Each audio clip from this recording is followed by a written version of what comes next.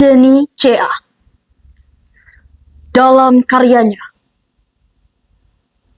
Bukit Itu Menangis Menimbun Satu Keluarga.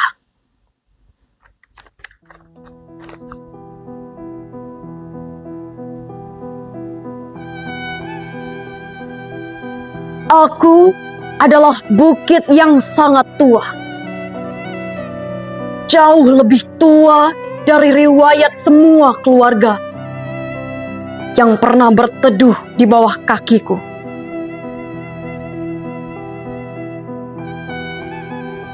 Dulu, hutan tumbuh di dadaku, menjadi untayan doa yang tidak pernah putus. Akar-akar panjang menahanku, seperti tangan-tangan para leluhur yang menjaga dunia tetap seimbang. Warga desa memetik sedikit,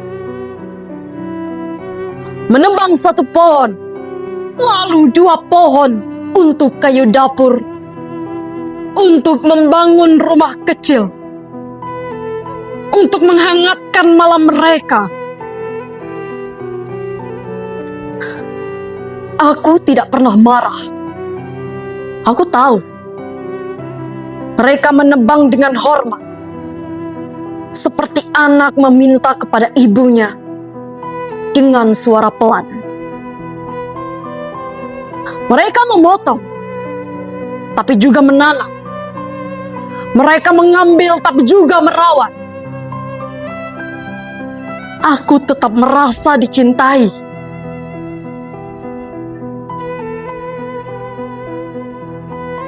Tapi mereka berbeda. Gergaji tidak lagi diayunkan oleh tangan desa. Mesin-mesin besar datang entah dari mana. Suara logamnya dingin, tanpa nurani.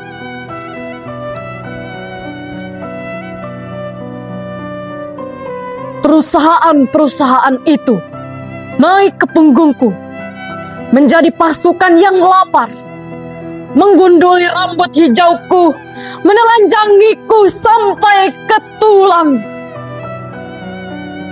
Setiap pohon yang tumbang menjadi angka dalam laporan laba, menjadi jembatan menuju rekening mereka, bukan menuju kehidupan. Akar-akar penjagaku dicabut, bukan oleh orang yang merawatku, melainkan oleh mereka yang bahkan tak tahu nama desaku. Para pekerja berseragam mengiris tubuhku seperti mengiris kue ulang tahun. Namun tak ada doa, tak ada permisi, tak ada terima kasih. Mereka datang untuk menumpuk uang, bukan untuk menumbuhkan hutan. Dan ketika setengah tubuhku botak dan kerontang, mereka pergi, meninggalkan aku berdiri sendirian di hadapan badai yang semakin ganas.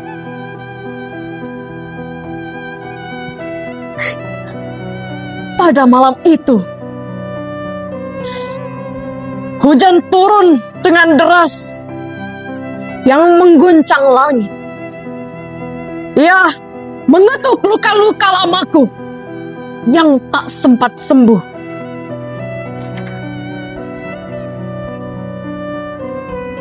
Tanahku bergerak pelan. Aku sudah ringkih, seperti orang tua yang tak lagi pasti mana kaki yang masih kuat untuk berdiri. Aku mencari akar-akar yang dulu memelukku, tak ada. Aku mencari pohon-pohon yang dulu menahan bahuku, tak ada. Aku mencari suara burung yang dulu mengingatkan pada kehidupan tak ada. Yang tersisa hanya ruang kosong. Luka industri yang baunya membuat bumi sendiri gamang.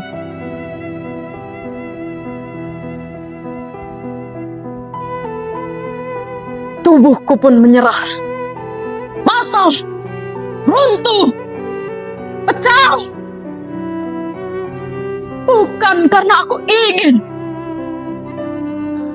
tapi karena aku tak lagi sanggup.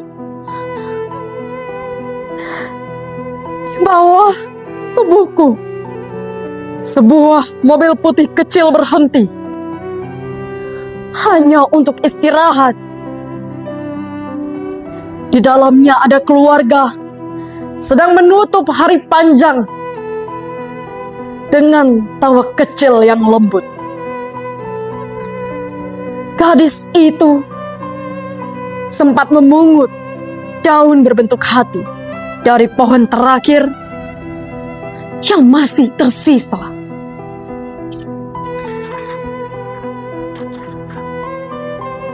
Aku melihatnya. Aku merasakan kehangatan kecil itu, seperti kenangan yang hampir punah. Aku ingin melindungi mereka, seperti dulu aku melindungi desa-desa kecil yang tumbuh bersama akar-akar hatiku. Tapi ketika tubuhku mulai bergeser, aku tak lagi punya penyangga. Tanah kehilangan kesabarannya. Gravitasi menarik air mataku. Dalam satu hentakan yang membuat langit tercekat, aku menutup mereka dengan rasa bersalah yang tak terucapkan. 6 nama kembali sunyi. Dan aku, bukit tua yang dahulu ramah,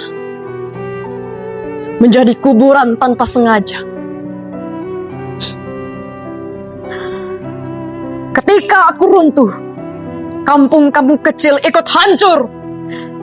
Sungai meluap, membawa amarah yang lama disembunyikan. Jembatan patah karena janji yang tak pernah ditepati. Rumah-rumah terbalik menjadi hidup yang dikocok oleh tangan raksasa. Orang-orang berkata, hujan terlalu deras. Tanah tak kuat, ini musibah. Tidak.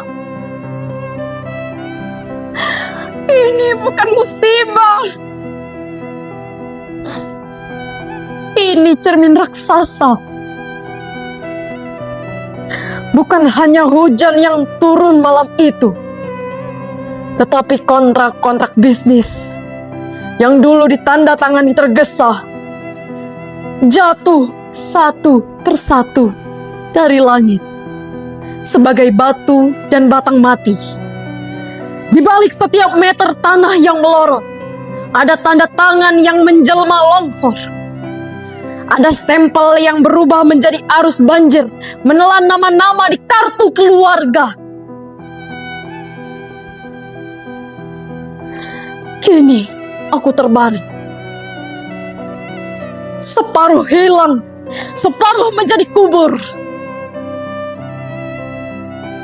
Namun yang paling hilang bukan lahanku, melainkan keyakinanku bahwa manusia masih mampu membedakan kebutuhan dan keserakahan. Warga desa menebangku dengan cinta, dengan hormat, dengan seimbang. Aku sanggup sembuh. Tapi perusahaan menebangku dengan ambisi, dengan ketamakan, dengan gelap mata. Aku tidak pernah bisa pulih.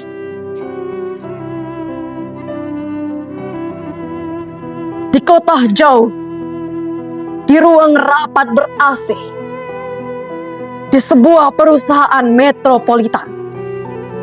Angka-angka laba tumbuh di layar seperti hutan palsu.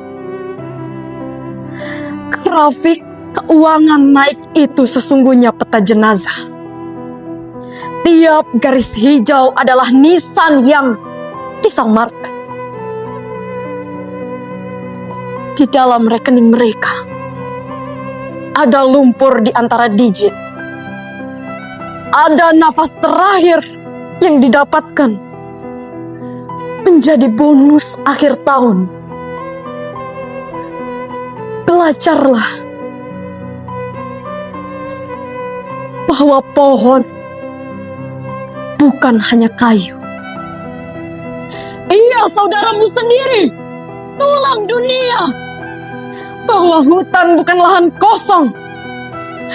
Ia keluargamu sendiri, jantung yang berdetak untuk semua makhluk. Jika manusia tak belajar, peta dunia pelan-pelan akan berubah warna. Hijau menjadi daftar duka, coklat menjadi arsip jenazah yang tak sempat dimakamkan. Di langit, awan akan menyalin diri menjadi fotokopi surat protes yang tak pernah kalian baca, turun sebagai hujan yang menghapus alamat rumah dari setiap kartu keluarga.